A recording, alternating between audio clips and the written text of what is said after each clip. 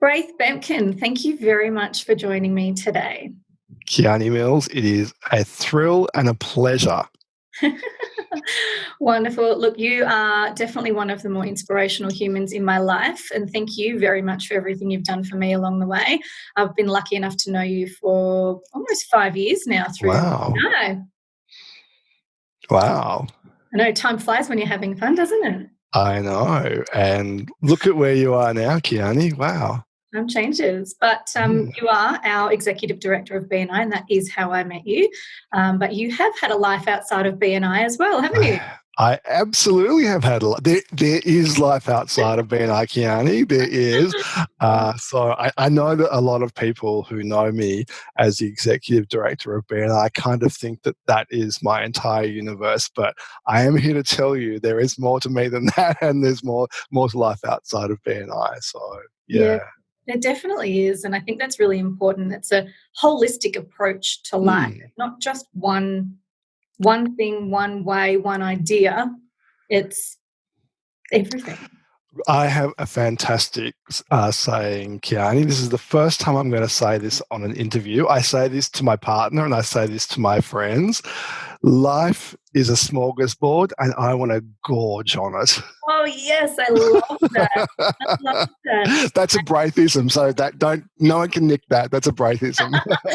Trademarked right there. Trademarked right there. I like the word gorge. Yeah, I do too. You're making me hungry. You actually said something to me that really resonated the other day. And, we all have our ups and downs and we all go through life. And, while we might look fantastic and fabulous on the outside, sometimes the inside doesn't quite resonate and we don't feel quite right. And I was lucky enough the other day to receive a card from you on a day where I was feeling particularly flat. And it really did boost my mood. But, there was a very, very nice little saying in there that you said to me about life not being linear. Mm. And that really resonated with me. So can you share? Yeah. Well, that is a really interesting thing to talk about at this point in the world's evolution.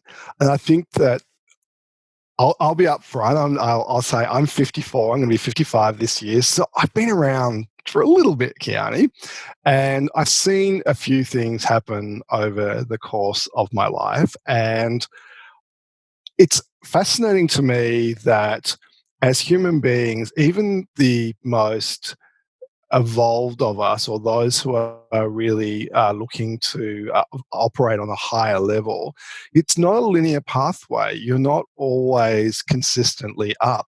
And this is one of the things that I find fascinating about social media is you get that little tiny glimpse of that person's life. And it's always fabulous on social media because who's putting the crap on social media? I mean, some people do, but most people, they put the fabulous thing on.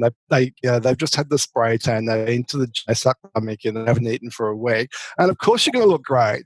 But that's one snapshot in time. And I know that even those people have days where they are flat, where they're challenged by stuff because, life is not a constant up. And it's great that it's not, Kiani, because without the nuances of life, the ups and downs, we actually don't know where we are in that journey and we don't know how to recalibrate ourselves. You need that balance. It's a stasis. So I'm not suggesting we need to be depressed, but it's okay to have flat days because then you go, hey, this is not how I want to be. I want to level up so that I have less of these. And when I have them, I can get out of them quicker. So I've learned over the years that when I have those days and those down days or those down times, I can quickly recognize it and go, hey, I don't like this place. I've been here before and I'm going to get out of this place and I'm going to take myself to the next place. Do you want me to tell you a little story? Go for it. I love stories. Okay, so this is the true story. So some of you will know that I'm gay and I've been out since I was in my teens. And I grew up in a very white, middle class, upper North Shore Sydney environment where it was very same. And if you didn't follow the right path, the world was going to end. And whilst my parents were beautiful and they never gave me a hard time about anything in my life, and they were always supportive, I always wanted to do the right thing, because that's what you do, isn't it? You're a good kid, you do the right thing. And it really stressed me. It gave me real dissonance in my life. And I was quite depressed. And I don't mind sharing with you, Kiani, and all of your listeners, that I was quite suicidal as a teenager. And I actually did have a suicide attempt when I was 14. And I was very lucky that my father caught me, and, that stopped, and, they helped me through. But, it was hard for me. It was really hard for me to want to be this when I was that. And there was a point when I was 19, I just left school, I was at university, and I was having a really great time at university, but I was still having these really dark days because I wanted so much to be what everybody else was. And then I just realized it was exhausting being miserable. It is exhausting. And I made this absolute commitment to myself that I recognize that it is easier to be happy than it is to be sad. And I made this commitment to myself that I don't want to live in that place of sadness. I don't want to be suicidal. I'd only been that way for a very short period of time, but I had been depressed, and I didn't want to feel that way. I didn't want to feel lesser. And I didn't want to feel like somehow my life had no meaning. And I really committed to being happy. It is so much easier in your life to be happy than it is. Being sad takes a lot of work, Kiani. I've been there. Did you know that it takes more muscles to frown than it does to smile? I do. And I'm a laughter coach, so we can talk about that later. But yeah, it's hard work being miserable. It really is hard work being miserable. So I really made that decision quite early on. I was 19 and I said, no, this is crap. I am not going to own that space. And so I changed my outlook on life. I had an amazing time at university. I had wonderful friends. I learnt to love myself. I learnt to not care what other people thought about me. And at that stage, I was living in New Zealand, and there was law reform going through in New Zealand to decriminalise homosexuality. And it was a big thing at the time. People of your age wouldn't remember what it was like, but it was a big thing. And people were protesting on the streets just for the right to be who they were. And it's crazy when you look back at it. But I just thought, well, I just want to be happy in myself because I've been put on this earth for a reason. And the reason wasn't to be miserable. It just wasn't. Because I don't, whether you believe in God or whatever you wish to call your higher power, I don't believe anything that can create the world that is as magnificent as it is chooses to create something that's not perfect. So we're all perfect. End of story. That's right. Absolutely. And I guess as a child too, going through that experience, whether it's, 10 years, 20 years ago now, it would be confusing to be in this body and watch this way that the world is conformed to sexuality and your mum and your dad and all those kinds of things, and then go, oh, hold on, but that doesn't sit quite right with me. I can imagine how that would have been as a child as well. How did you, the day-to-day, was it confusing? How did it feel on the inside on a daily basis? Yeah, your life is in constant cognitive dissonance. So that's a fancy term for you're supposed to feel that way, but you feel that way. And you know that way is the way you are, but everyone's telling you should feel that way. So it's more than sexuality, Kiani. It's everything in life. We live in a society where the norm is expected and accepted, and people who fall outside of that norm, whatever that is, aren't treated well. And we're all brought up to believe a certain way, and our education system, our society really puts a framework over all of us that we should be a certain way. But who's to say that's the right way? And it doesn't matter what your hardwiring is like. You're okay. We're all okay, and we're meant to be this way. So after I made that decision, I made a commitment to help other people, and I think since my 20s, I've really lived up to that on many levels. I've done a lot of stuff to volunteer to help people. I've also done that in my work. So I think it's nice to do that sort of stuff. Oh, absolutely. You wear the giver's gain mentality on your forehead like a banner. It's you're a very giving human. Yeah, well, I know from my own life experience that is a lot easier to be happy. And the best way to be happy is to do something nice for other people. And it can be simply opening the door for someone, random acts of kindness. It fills you when you do good stuff for other people. So when people come to me, and I did telephone counseling for many, many years on a grief line. And one of the things that I used to say to people when they'd call in is, when you're in that funk, go out and find somebody to do something nice for, even if all it is to give them a hug or buy them a coffee. My favorite thing is to like buy the person behind me in the coffee line a coffee. It freaks them out, and I love doing it. And so I don't know if you've ever done that, but that's a fun thing to do. But in Sydney, what I used to do when I lived there is I used to drive across the Harbour Bridge. Back in the day, Kiani, you probably don't remember this, when you actually paid real money. It was coins. You put coins in a slot. So I used to pay the person behind me when I'd go through the drive-through, and I'd say, pay for the guy behind me. So yeah. I loved it. It was great. That's gorgeous. And I mean, it can be as simple as smiling at a stranger and getting a smile back again. It's the Absolutely. little things that may have made that person's day, but have nothing to do with that. It's, I'm just there to help. I'm there to lend that little. Absolutely. Have you noticed in the COVID era that a lot more people are smiling at you on the street? I was really kind of hesitant when I first, COVID round one, of course, when I first started to go out, and you're not quite sure of, which side of the road do we walk on, how close do we go, and There was a bit of a funny time about it, but then I felt like everyone kind of went, oh, this is now, as we're calling it, normal. And yes, the smiles came, and it's almost that look of, oh, let's keep going. We're in it together.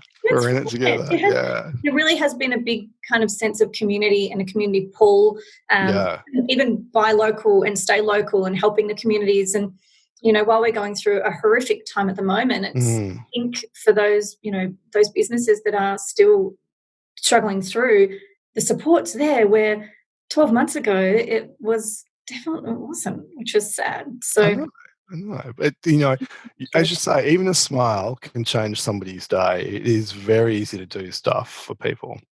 Which is probably a really good segue to talk about your laughing yoga. Well, it is. So about 5 years ago, I was flying across the United States to Colombia, and I'd had a very challenging business situation for a couple of years, and I was in a really not a great space, and I wasn't handling it very well. I was, stressed out, and I wasn't using all the tools that I had at my disposal to get me out of that. And because life's not linear. I slip backwards, and I was halfway to Colombia, and my face started to feel really weird. And, airplane food doesn't taste the best at the best of times. So I was putting it in my mouth and it was falling out. And I'm going, what's going on here? And I thought, I'm having a stroke. And I said to my partner, I think I'm having a stroke. And he works in the medical industry. And he said, oh, I think you're actually having a Bell's palsy. And I'm like, a what? He said, a Bell's palsy is a facial paralysis. And sure enough, by the time we got to Bogota, in the middle of the night, my whole face paralyzed, and it was not a good look. And then first thing the next morning, we were at the main Bogota City Hospital, which, let me tell you, is not the best way to start your South American holiday, but it is certainly an experience that I will never forget. I don't invite you to have that experience. I've had it for you, so I can tell you about it. It's not great. It's not great. It's an experience. But anyway, I was very lucky in that Pete understood what needed to happen. He, with his Spanglish and his Google Translate, we managed to get the drugs that I needed, and I was treated. And so, really, within 3 weeks, my the paralysis had dropped. And when I got back to Australia, I realised that it was still quite, paralysed. And Pete, because he had been in the physiotherapy industry, was giving me exercises. And one of the things you need to do is smile. So you smile. So you're using the exercise muscles in your face to sort of reignite those nerves. And I started to feel really good, which was kind of weird because I looked like a crazy person. But I was like that. It's been quite frightening too. Look, I knew what was happening, so it wasn't so much frightening. But if I hadn't have had somebody And God tell me, forbid, yeah. yeah, it would have been frightening. Mm. So, but I started to notice I started to feel really good. And what I realized was that smiling, even though it was fake smiling, was actually changing my way of being. And I thought, I'm onto something. No one else has worked this out. And I Googled it. Of course, everybody else in the world knows this except for me. So I found out that your brain can't tell the difference between fake smiling and real smiling. Yeah. So if you want to change your state of being, you start to smile. And I was researching it. Now, this thing came up called laughter yoga. I'm like, oh, now that's a thing. So I researched that more, and I found out that there was a laughter yoga group that met just down the road from me in St Kilda. So I popped down there, and it was amazing. And I loved it from the minute I walked in. And basically, laughter yoga is it's a structured process of getting you to laugh. And then a number of things happen. You change your state of being by laughing. It's the same thing. Your brain doesn't know fake from real laughter. But after 10, 15 minutes, you kind of you're laughing at yourself laughing. So it's very real by that stage. And, you've seen me outside of a business setting, so I can laugh. So, yeah, I laugh, and I love to laugh, and I have a big laugh, and I don't have a lot of people have challenges laughing, so I didn't have a challenge laughing, and so Mm. I'm laughing, and honestly, Kiani, it really changed the way I felt. So I committed to actually learn how to do this program. Now this is going to surprise you. I don't know if I've told you this before, but become a laughter yoga coach or laughter yoga teacher. It's a 5 full day course. I know, right? To learn how to laugh. Wow. I know, right? So I've done that. I'm a certified, I've got the certificate somewhere, laughter yoga Yeah. teacher. And yeah, Amazing. it is amazing, and I love it. And I've learned how to run a program, and it is a lot of fun. Mm. Following on from that, I've started to research breathwork because Yeah. I like yoga, as you know. Mhm. And how are the yoga classes that I've shared with you going?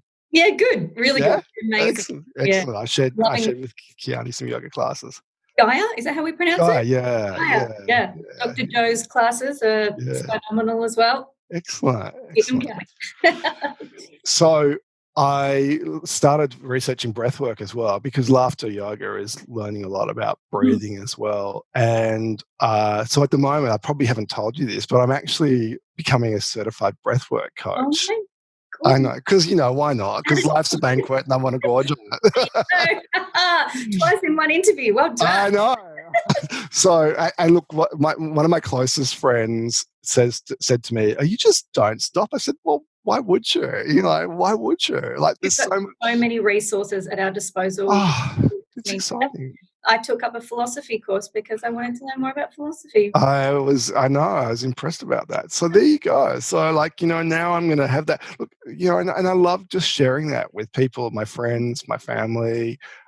Just the things that I've learned have been amazing, and it's really helped me. And I've been, as you know, I've been sharing that in a certain Facebook group that we're part of. Are we talking about that Facebook group here? Absolutely. Backable, yes, absolutely.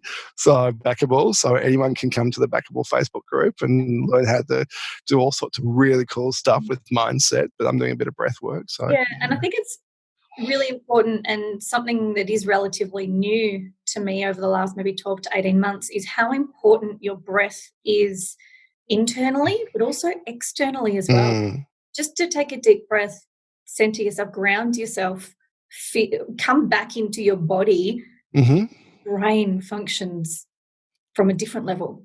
I used to live mm, my life up, constantly going and going and going because I was so hmm busy.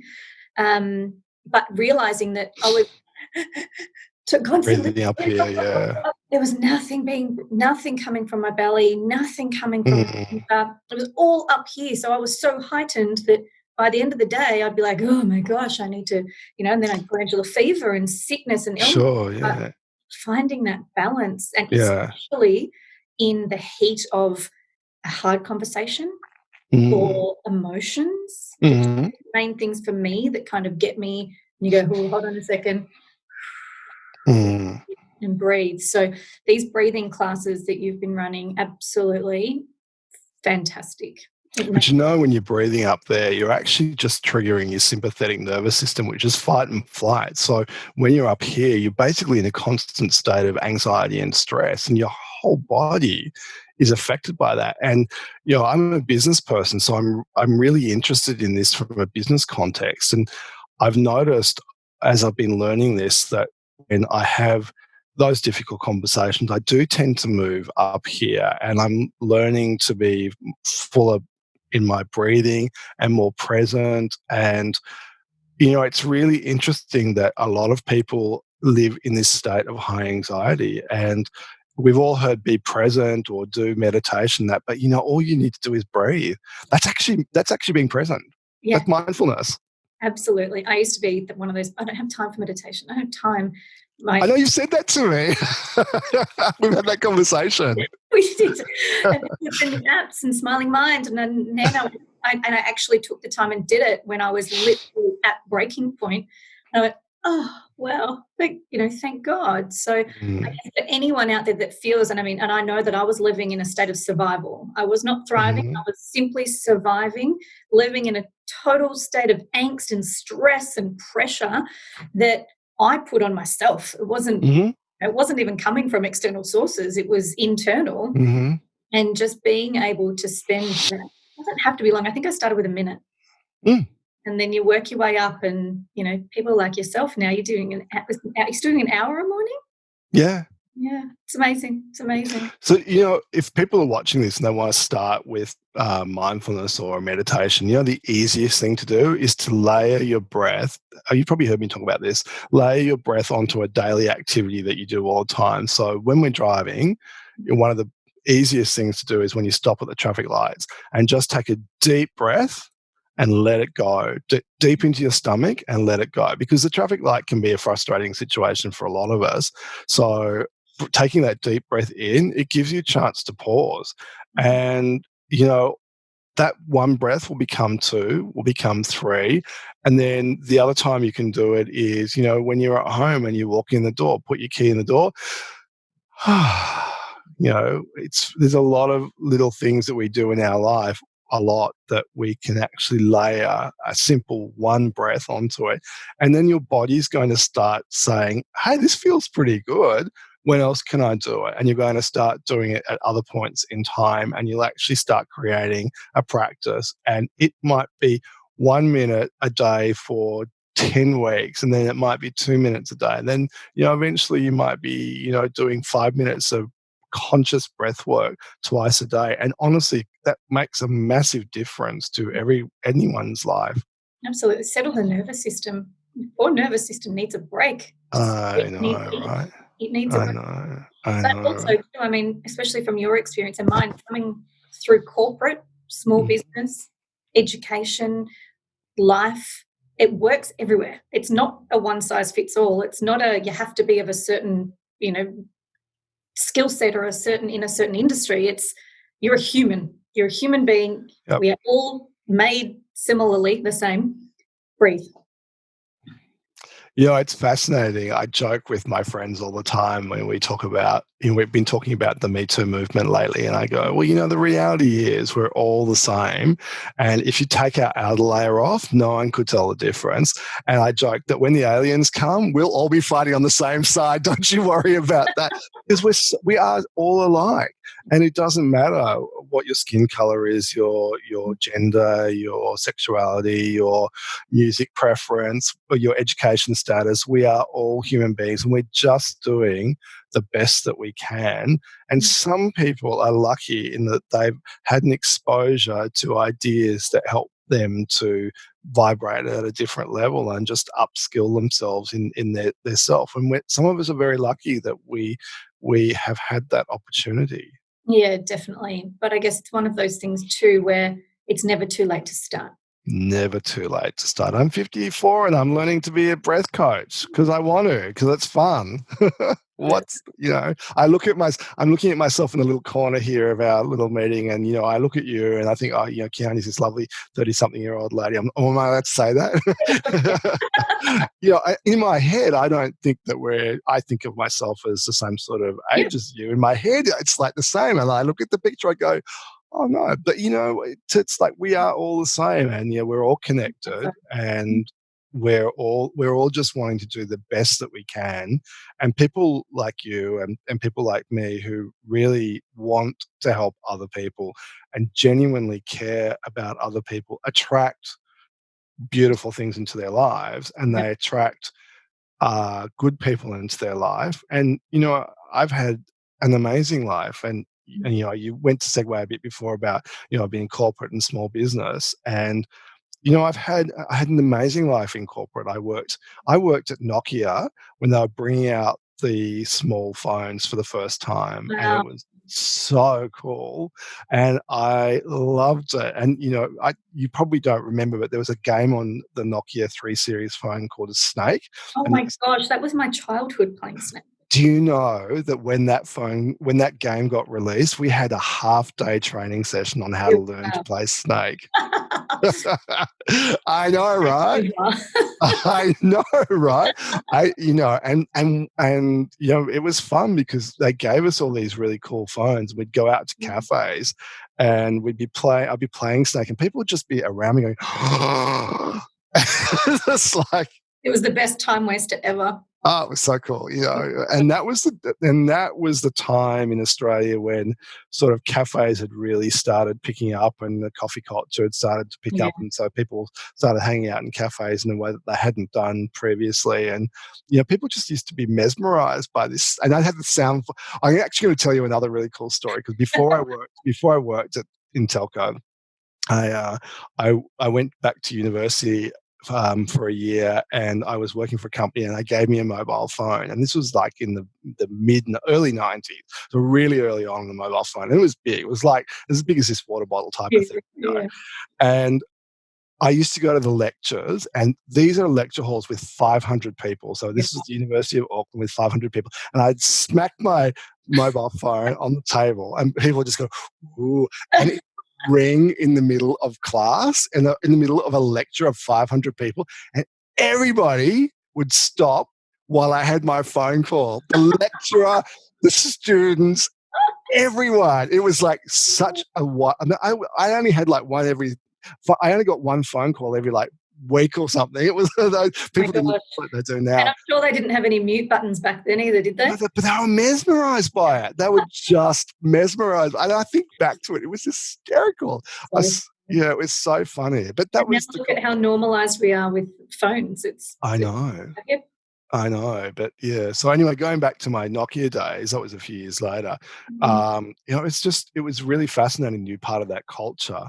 And then I worked in telco for many, many years, and in the big corporate world. And I saw that there were some people that just seemed to find business in that environment easy, and some people who found it really challenging, and some people who consistently got the promotions, and some people who were consistently left behind. And their skill sets were the same. And the only thing that I have been able to discern is the way in which they approach life. So we're talking mindset here. Yeah. So the people who were consistently getting the better roles, who were being considered for the fun projects, who were always getting the pay rises, their mindsets were so engaged with the right stuff that they attracted this stuff. It was really fascinating. And I found, I called these people the chosen ones, because they always seemed to get stuff happen to them. Like they'd have the prettiest friends, they have the nicest cars, and they have the greatest houses and that. And as I observed this from the outside looking in, and I always found it really fascinating. And by that stage, I was probably in my 30s. I'd been in corporate for 10, 15 years. And I mean, I'd been very lucky in business. I'd had some great promotions and some roles. But it always fascinated me, because my undergraduate degree is in organizational psychology. So I was really interested in the way behavior in the workplace happened. That kind of makes sense now. Ah, yes. So that was really interesting. And then I I was working for 3 Mobile and in my very late 30s, and they merged with Orange and they offered me a redundancy. And I'd been there for like 5 minutes or 3 years. And they offered me this ridiculous amount of money. I'm like, yes, thank you. I'm out of here. I'll see you later. I went to Europe for 6 weeks, came back, bought a house, whatever. It was great. It was fantastic. Yeah. And then I went into the small business world and I worked for a mattress company, and they were a small business. And we opened 13, 14 stores across Melbourne, and I actually ended up buying one of those franchises because I loved the business so much. But I saw in the small business world the same thing happening as I saw in corporate. Some people's businesses were more successful. Some of those in the franchise that we had in the mattress store, some people just did well. Their sales were better, their margins were better, their shops were cleaner. And it became very clear to me that mindset makes the difference, because it is all about the way in which you approach it. And I see it in BNI at the moment too, Kiani. I see people with the right headspace. This has not been the world's easiest time. Zoom is, it's great, but we'd all love to be meeting in person. And so some people have just embraced it, and they've got their head together, and they're making the best out of the situation that we're in. Yeah, I see it all the time. You're right. It's a mindset thing. And unfortunately for some, you get stuck in a certain way of thinking, and it can seem like it's a really hard task to come out of it, or that you've been wired this way, or this is the way you were brought up, or whatever it might be. But as we said before, it's never too late. It's just that one little thing, that one little step, that, as you said, that deep breath before you walk into the door, or while you're making a cup of tea, or that then can move into something. So if you want it, it's there. But then it's also a lot to do with, I think I've heard a few times you say you are the average of the 5 people that you surround yourself with. Sure, yeah. And I think that's really important as well, because you gravitate towards certain people for certain reasons, but at the same time too, if you're surrounded by people that are of that harder mentality and harder mindset, then you've got nowhere else to go. So finding those people that lift you up and give you those little wins, and you're definitely one of them. So here's the thing. Language has power. And when you use language in the positive and the affirmative sense, you actually can physically change the way you react to things, and you can change the way people respond to the conversations you're having. So, for example, the term "no worries," which is a typical Australian, that implicitly is a negative word. So no and worry, they're negative. So she'll be right would be a better way of saying the same thing, but it's subtle. But the subtlety of language is where the nuances of mindset sit. And I think that anybody that has had the experience of working with a coach probably has had their language checked. And I know that you've worked with coaches and you're very successful in your businesses and your business empire, Kiani, as it takes over the world. And and I know that you're very conscious of your language. And as human beings, it's easy because we're attracted to the negative. That's why the news is just cray-cray, because the negative is what attracts us. Yeah. So if positivity attracted us, the 6 o'clock news would all be about kittens up trees being rescued by hunky firemen. That's just kind of like the way it would work, but it's not. It's like, hit and burn the state like crazy person. That's just the way it is. And we have a negativity bias, and that's why the news is negative. Yeah. It's really designed to engage us, because that's what we are there for. So, I have this thing about microdosing the news. My partner wants to watch it all the time. I don't want to watch it. It doesn't serve me. I need to know the facts, and then I'm out of there. Yeah. Give me 6 headlines, and then we're done. and the television news is particularly banal, and so is the print media. I believe that they operate at the lowest common denominator with the negativity bias, and it is very easy to be sucked in. I mean, there's a 7 o'clock show, current affairs show that is on in Melbourne. I don't know if it's on anywhere else, but it is all about the negative stuff, because people are like attracted to that, and they're scare tactics. It's what works. It's how the way our psyche works. We're attracted to that. So I think that people who get the concept of mindset work very hard on their language. And before, when I said it's not linear, this is a great example of it. I stuff up all the time. I say stupid stuff. I was about to say swear word. Stupid stuff all the time that I regret. But the difference is, I think that when you have worked on yourself and you understand your language has power, you can actually check yourself. And if you said something that you wished you hadn't, if you can look back at that and go, well, that wasn't a great way of communicating that. I will do this differently next time. Absolutely. And it's constant improvement. We are all humans. We are not perfect.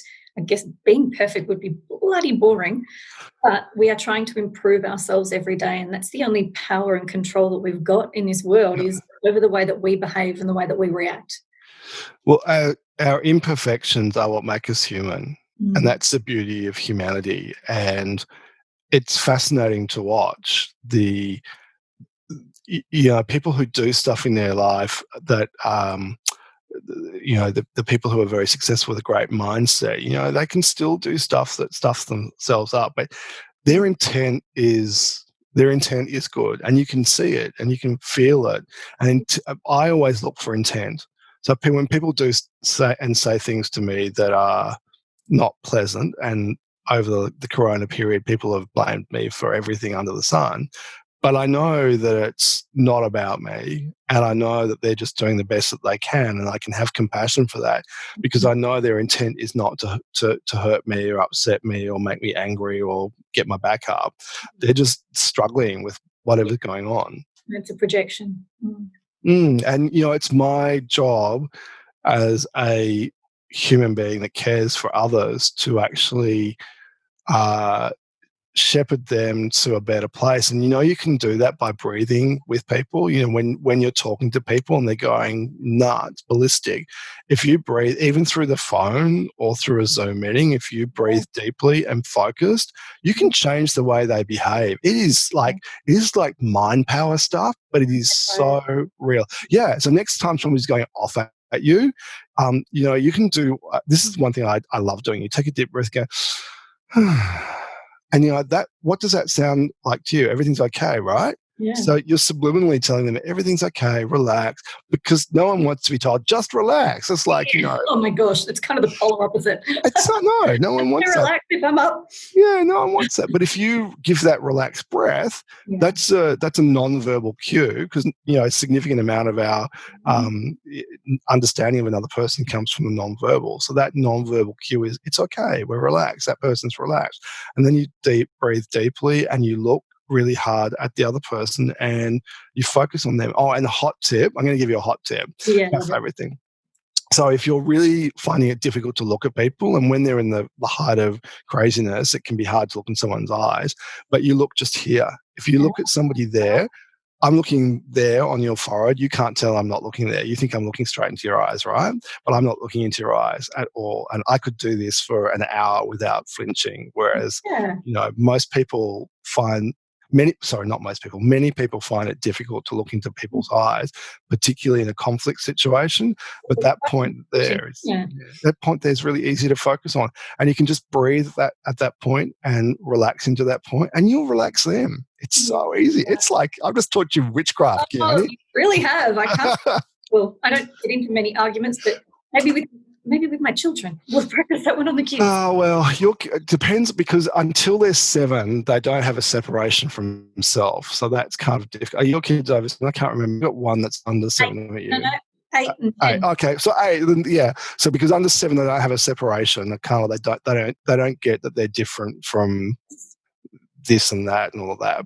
And you've probably seen that as well. So at 7, they start to have an identity of their own. They get to realize, and that's when they start testing your boundaries and all of that. So yeah, you can try that. Yeah, you can try that. But breathing with kids is kind of interesting, because you can really help them as well, because kids mimic the way their parents and the older people around them behave. So if you're breathing deeply and slowly when you're listening to them and you're looking deeply at them, you'll actually give them a sense of security, because in your non-verbal cues, you're saying, it's okay, everything's okay, even though you might just want to scream and say, you just drew all over the nice white wall with your crayon, and it's going to cost me $500 to paint that, whatever. But but you actually will change your state as well. If you breathe deeply and you breathe mindfully for just a few seconds, you'll get yourself out of that state, because, kids are going to draw on walls. It's going to happen. Absolutely. We can't. Yeah. Sometimes we can't control it.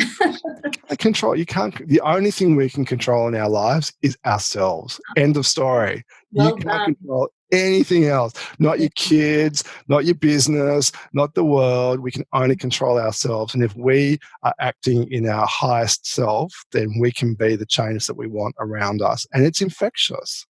Such wise words. And I try, Kiani. no, I really appreciate it. Every time we speak, I get new little 20 in this conversation. I'm really appreciative.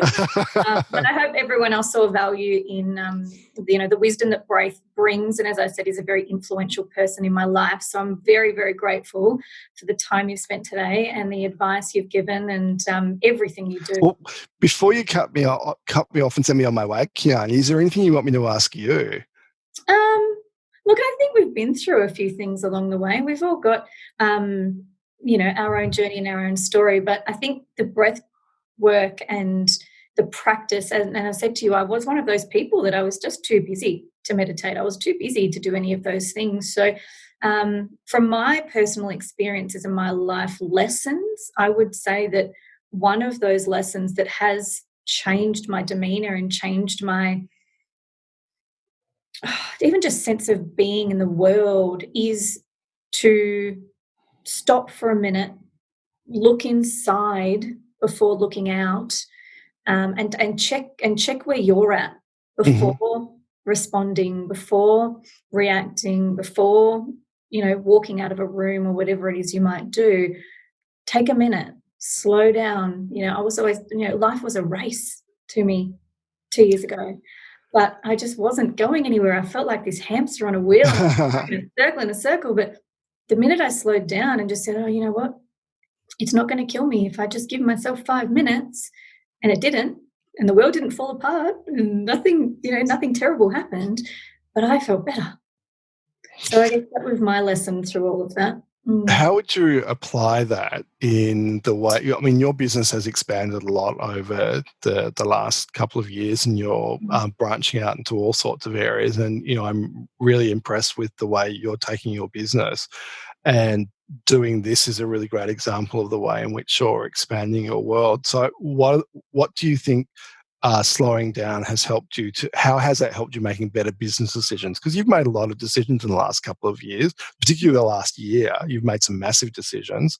How has this helped you in those decision-making processes? I think the first thing that it gave me for the first time in my life was clarity.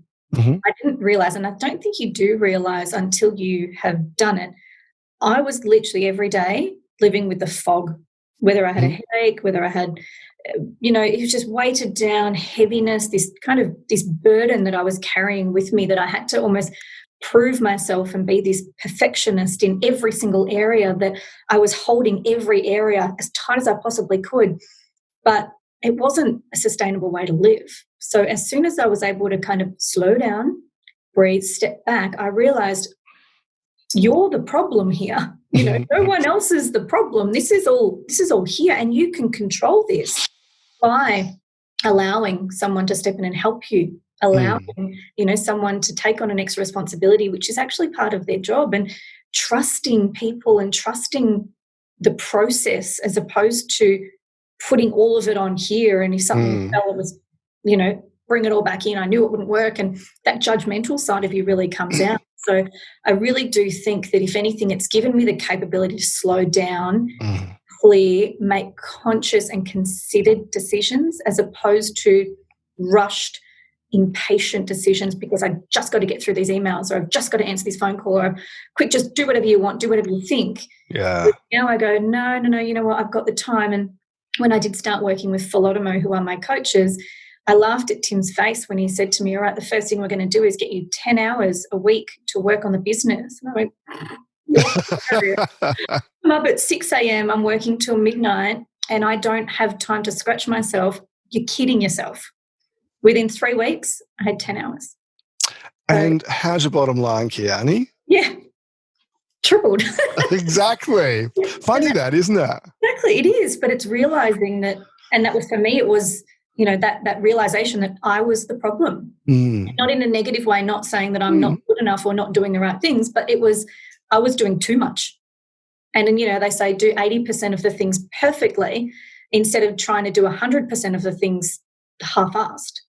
So I took on that mantra and took on all the challenges that was thrown at me. And, thank God I did, because my world's changed and I'm a different person daily as well as business, and it's being recognised. So, people go, what's wrong with you? I'm like, I'm calm. They're like, are you sick? I'm like, no. I'm calm. They're like, wow, this is different. They're like, it takes them a little while to warm up to it, but they realise that I'm actually just taking a minute and I'm just settled now. I'm settled. I'm finding out who I am for the first time in my life. And it's easier, isn't it? Oh my gosh, it's so much less pressure. I know. It's like life becomes light, and that weight of being constantly on the go, when that is lifted from you, you talk about the fog. I know exactly what you mean. When the fog is gone, everything becomes clear. It's like, oh, yeah, this is what and you make decisions better, don't you? Oh, 100%. Absolutely. And it's infectious too. It's addictive. It's no, I will not sacrifice that meditation in the morning to go and write emails. No. It's the other way. It's so easy to do, because if you don't, like, I look at meditation, I look at my breathing as part of my business, because if I don't use those tools in my life, I don't have a successful business. It's as simple as that. Yeah, absolutely. And, I don't like the word selfish, but if that's the word that I suppose resonates with me, that I had to force myself to be selfish without feeling guilty about it. But this is the whole thing about on the plane, that you put your mask on first so you can help other people. If you don't have your mask on, everyone around you is going to perish, because you can't do the stuff you need to do to help other people. So, and the people that are watching this right here, right now, they're going, oh, right, they've been brought to this to hear this message, and you get that message when it's right for you to hear it. Absolutely.